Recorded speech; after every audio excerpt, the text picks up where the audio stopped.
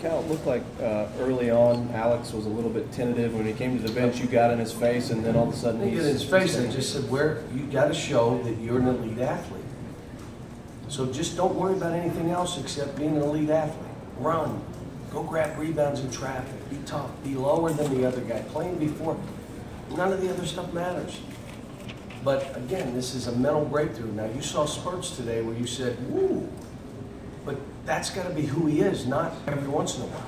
Was that a potentially big hurdle for him? Oh, For him to respond to you that way? He went in and laid one, and I said, don't that. Don't lay that ball. Don't that.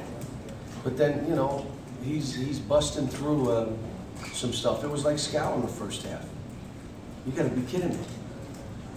Like, you know what I told him at halftime? We're throwing it to you every time. I don't care. You can go 1 for 15 or go prove you're the player you are. I mean, and he proved it. He came in after a coach apologized for my first half. I'm sorry. Don't be sorry. Just get better. John, you said Monday that you would like to play Derek, but he's got to prove he's got to take minutes. Did he make any strides in that direction? He took minutes today. He took minutes. Now all of a sudden he's like the first guy you want to put in because he can play the 4, the 3. You saw that if we needed to, we can put Alex and Marcus Lee at the 4 and the 5. You can play that way. I thought Isaac did some stuff. He fought because I didn't play him a whole lot. It was a hard game. They didn't have a guy for him to guard.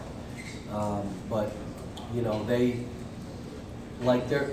press that we're running is against a team that doesn't want to pick up play. This team wanted to go. So a team like that, you don't need to press as much because they'll run anyway. But we're working on our conditioning. We're working on the press. And what they did is they gave me some stuff to look at to make us better. So. If you have a question, please raise your hand. John, one thing about Scal, it seemed like he scored in a variety of ways in the post. What does that say? Left shoulder, right shoulder? He can do it. He can make free throws. You know, what we've got to start working on with him is being double teamed. We haven't done any of that yet. And I just told you guys, we have a big weekend tomorrow and Sunday. We got 2 days, both days. They're off Monday, and then Tuesday, Wednesday are big days for us because Thursday we got to back up because they play Friday, Saturday. But it's we haven't worked on what we're doing and if they trap us. You know, we've done a lot of zone work right now, but we still got to get down to, you know, the next 3 teams are going to play a 2-3. They'll play a 1-2-2. They'll play a 1-3-1. If teams stretch out against us, I'm going to feel good because of our guard play. I mean, we can just get in gaps and, you know, we'll be pretty good if you stretch a zone out. But a packed-in zone is the one we're going to have to figure out what we're doing. Cal, you've had a lot of guys, you know, in here for a short period of time. Is it especially rewarding to have a guy like Derek who has been sort of checked in and checked out at different points to, over the course of his time here, develop and fight for this thing? Derek is a typical college player, which is you come in your first year or so, you're struggling to get time, and then you bust through your junior year, and then all of a sudden it's your time, and your senior year, you're out on the floor and you're doing the things that you need to do. And I'm proud of him. I just grabbed him and said, you need to have a great weekend this weekend. Now build on this game. So we went in one huddle and I said to the guys, you know, Derek has 4, right now he has 4 deflections. And he said, I have 5. I said, he has 5 deflections. So. You like him in the press? He seems like it's terrific, terrific. You know, there were a couple more shots I wish he would have taken, and I told him, but it didn't hurt how he played. It's like I'm saying to Alex, it shows you how you're playing is not based on are you making a shot, are you getting balls, are you shooting. It's are you playing well, are you playing athletic, are you deflecting, are you know, and Derek gives you another, he's 6'10" now with long arms.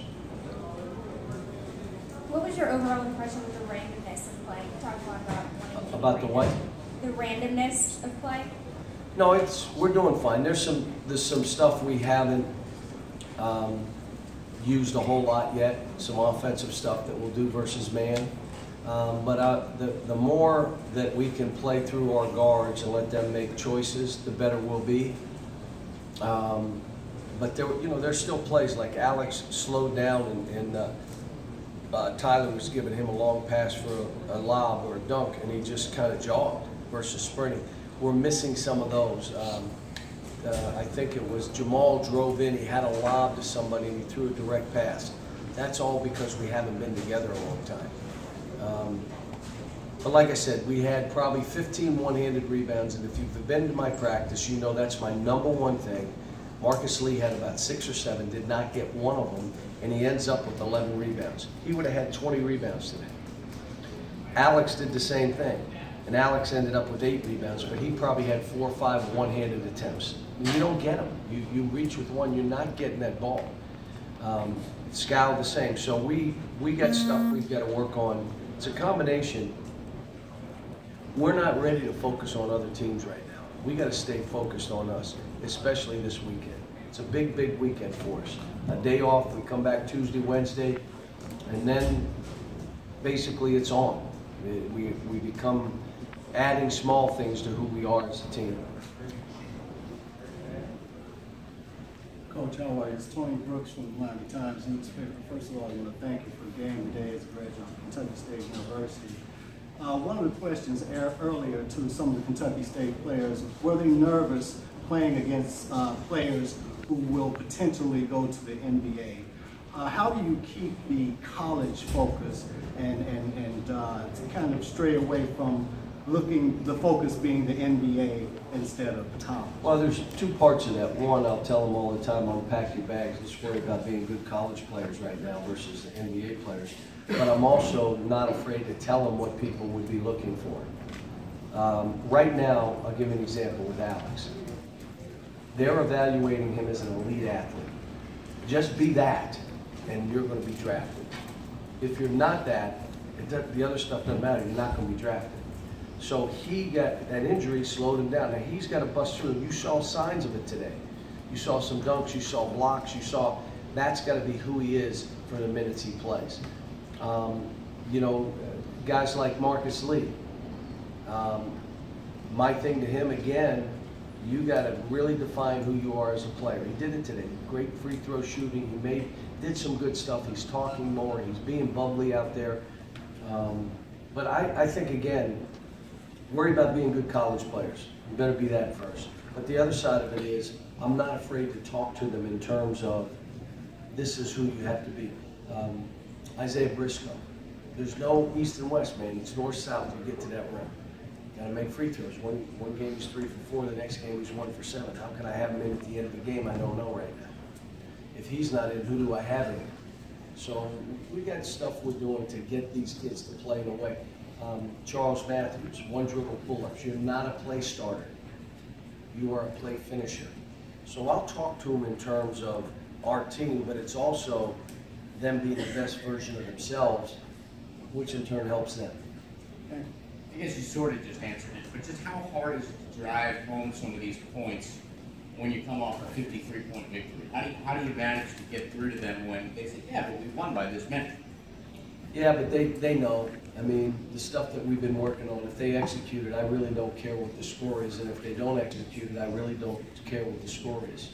What this team did to us today is, 1, they weren't afraid, and 2, they kept trying to make plays, which I love because it's showing me against our press. If we're being attacked, maybe that's not the press we use. If it's a team that wants to hold the ball a little bit, I know it's a good press to use. But they kind of put us in bad spots, and our guys, we didn't scheme right. But in this game, we learned about our press.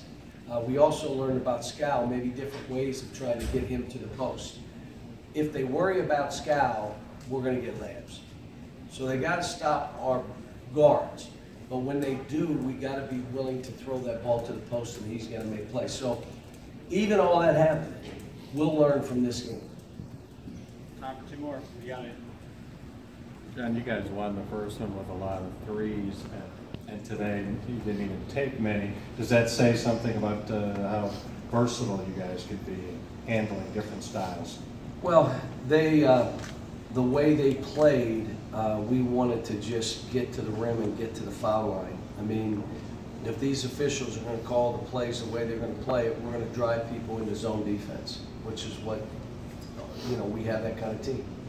Now, Jamal, who went 1 for 4, which is unusual, and Tyler only took 1, 0 for 1, that's unusual for us. But the other guy would be Derek Willis. Took one, he had probably two more that he could have taken, but you know, again, we only had 6 offensive rebounds at half. We barely scored in the post against a small team. So we came out in the second half, you know, if you saw it, all right, this is what we're doing. And it was good. But I'm thankful for Kentucky State to be here, and I know those guys enjoyed it, and Coach enjoyed it. You know, it's for us to be able to play a school with the history of Kentucky State and what they've been able to do over the years is big. Big for our state. It's big for our region. And I was just telling you, those kids were not afraid. Now, they're not used to playing against guys. That's why we got 10 blocks. They weren't like the drive, like where did that guy come from? They weren't used to that, but they weren't afraid.